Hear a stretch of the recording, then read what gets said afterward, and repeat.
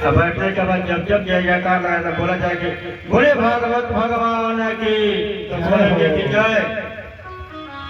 कथा जितना देर होगा उतना देर सोए रहेंगे, कथा के बीच में वो नहीं जगेंगे। और जय जय जय जी बोले बोले भागवत महापुराण की, सबसे तेज वही बोलेंगे जय, सबसे तेज बोलेंगे। और कथा एक शब्द भी नहीं सुनेंगे। ऐसे सुनने वालों को शास्त्र में श्रोता कहा गया है।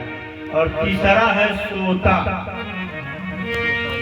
वो जब तक कथा होती है केवल सोते ही रहते हैं, जब तक कोई जगाए नहीं।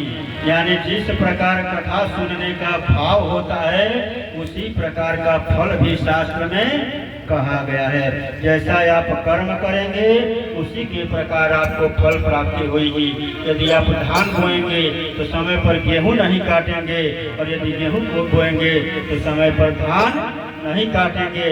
अर्थात कहा जा सकता है कि धुंधकारी रूपी प्रेत जो कथा का श्रवण मन से किया, और जितने लोग सामने बैठे हैं वो लोग जो है मन से कथा का श्रवण नहीं किया, इसलिए उनको अल्प फल प्राप्त हुआ, और धुंधकारी को जो है पूर्ण फल प्राप्त हुआ। बोलिए जय श्री राधे। सावली सूरत पे मोहन दिल दीवाना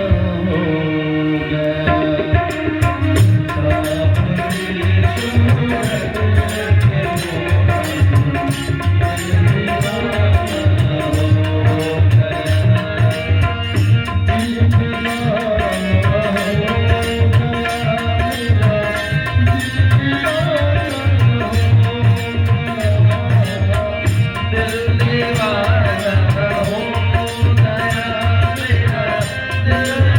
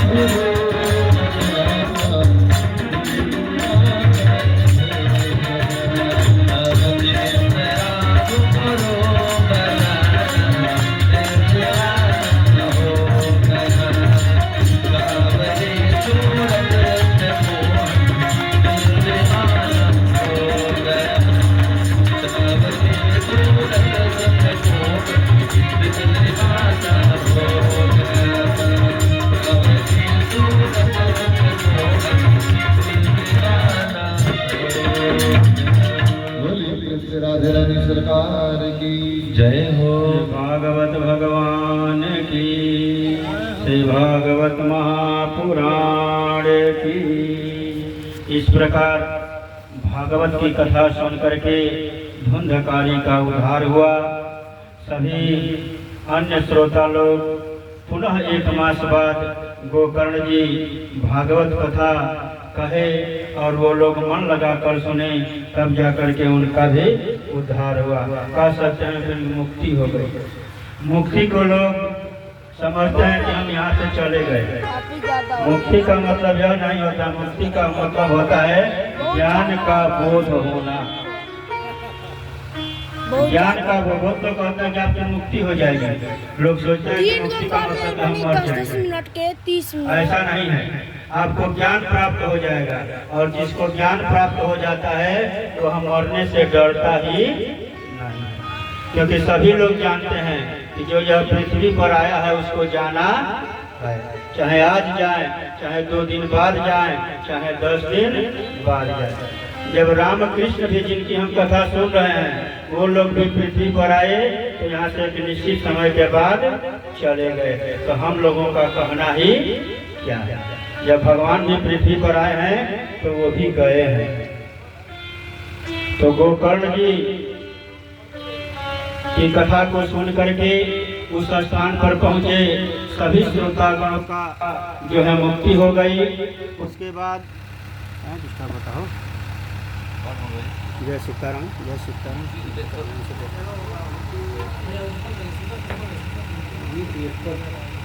जय सीताराम, जय सीताराम, जय श्री राधे, जय श्री राधे, जय श्री राधे, जय सीताराम। तो बढ़िया से लगा दो, चाहे जगह बदल दो। बोल के सुना दीजिएगा। जय सीताराम,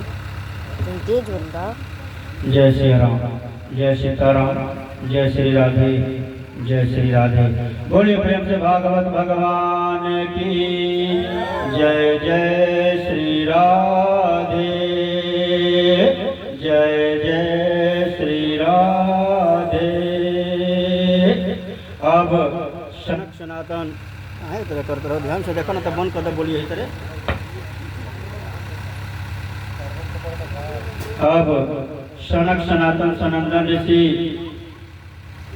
भक्ति ज्ञान वैराग्य सहित नारद जी को भागवत सुनने का नियम क्या है वह बता रहे हैं कि सुनने वाला कैसा होना चाहिए और सुनाने वाला कैसा होना चाहिए।